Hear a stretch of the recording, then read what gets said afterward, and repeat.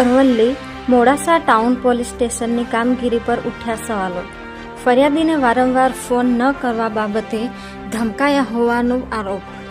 અરવલ્લી જિલ્લાના કલેક્ટર અને જિલ્લા પોલીસ વડા મહિલા હોય ત્યારે દિન પ્રતિદિન મહિલા ઉપર થતા અત્યાચાર વધી રહ્યા છે. ત્યારે ન્યાય માટે આખરે જિલ્લા પોલીસ વડાના શરણે પહોંચ્યો પીડિત પરિવાર.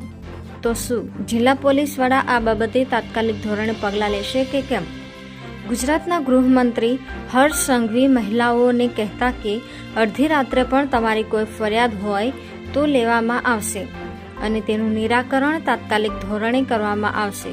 તો પછી મોડાસા શહેરમાં બનેલી એક અપહરણની ઘટનાને આજે આશરે 6 થી 7 દિવસ થવા આવ્યા અને એક ત્યાગતા મહિલાની અરજીનું નિરાકરણ ન આવતા ઉલટા ચોર કોટવાલ કોટ દાટે તેવી પરિસ્થિતિ સર્જાઈ હોય. મહિલા દ્વારા સાહેબ શું કર્યું? મારી અરજીમાં પૂછતા કહેવામાં આવે છે કે વારંવાર ફોન નહીં કરવાના તો શું? ન્યાય માટે ગૃહમંત્રી પાસે જવું જેવા સવાલો ઉઠવા પામ્યા છે. તો શું આ મહિલાને ન્યાય મળશે ખરો? તે જોવું રહ્યું.